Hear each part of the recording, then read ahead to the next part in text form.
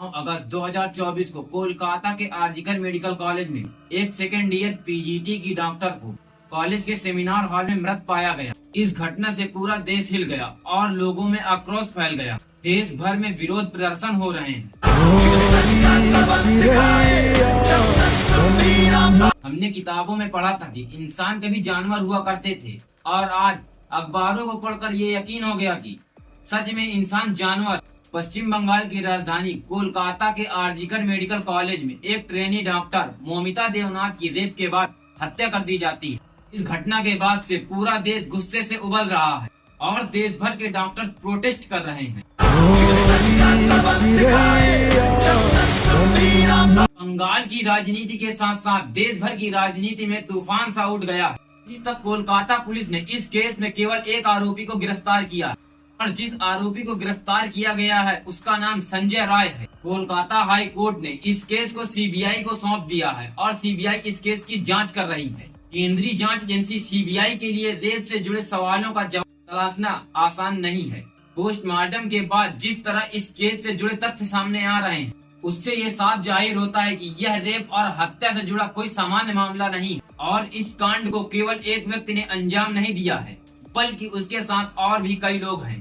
बुधवार की रात उपद्रवियों ने हॉस्पिटल के अंदर घुसकर तोड़फोड़ की और रेप मर्डर वाली जगह के सबूतों को मिटाने की कोशिश की। सेमिनार हॉल में लगे सीसीटीवी कैमरों के साथ भी खिलवाड़ किया गया। क्या आप बता सकते हैं कि ये उपद्रवी कौन थे और इनका मकसद क्या था और ये उपद्रवी किसके कहने पर हॉस्पिटल के अंदर तोड़फोड़ कर रहे थे? ये हमला किसी बड़ी साजिश और बड़े आपराधिक नेटवर्क की ओर इशारा कर रहा है। जब हत्या से जुड़े रहस्यों से पर्दा उठेगा तो ट्रेनी डॉक्टर की मौत से जुड़े अलग अलग बड़े बड़े कारनामे भी सामने आएंगे।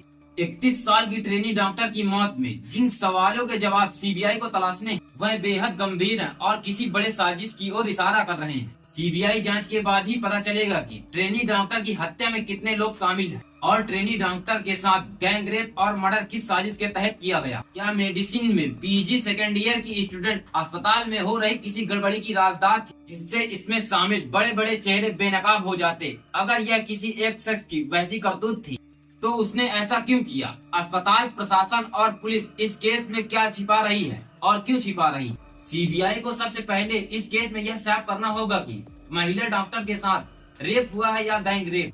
पोस्टमार्टम रिपोर्ट में मिले सबूत बताते हैं कि उसके प्राइवेट पार्ट में 151 ml सीमेन था। एक्सपर्ट डॉक्टरों का मानना है कि इतना सीमेन किसी एक आदमी का हो ही नहीं सकता। तो फिर इस गैंग रेप में कितने लोग शामिल हैं? इसका पर्दाफाश वहाँ की पुलिस अभी तक नहीं कर पाई है। इस मामले में अभी तक एक शख्स को गिरफ्तार किया गया है।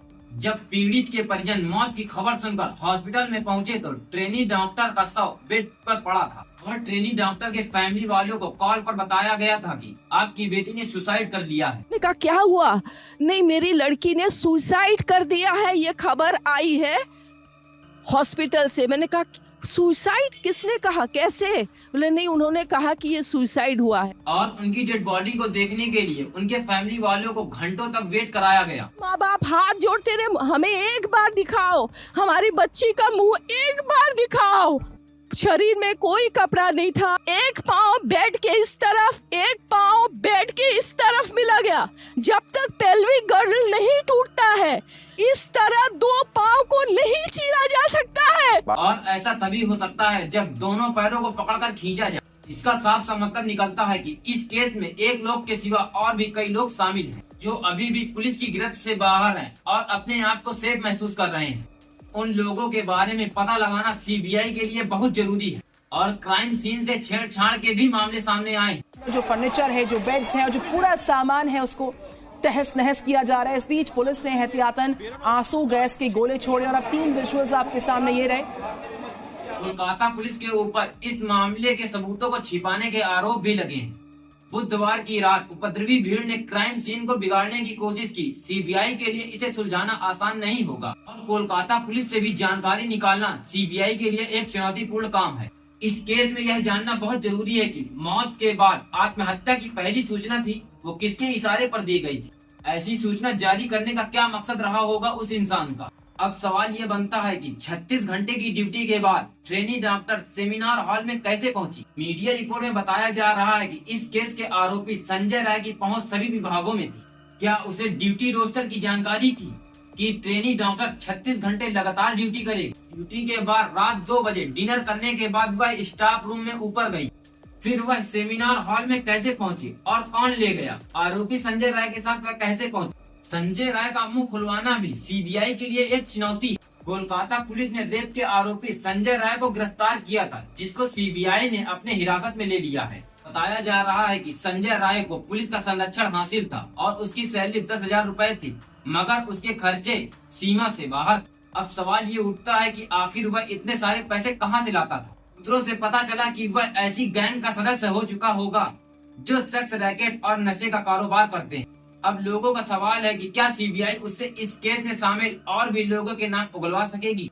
क्या किसी राजनीतिक पार्टी के दबाव में आकर इस मामले को यही दबा दिया जाएगा? बताया जा रहा है कि उसके साथ पीजी कर रहा एक स्टूडेंट भी इस केस में शामिल था।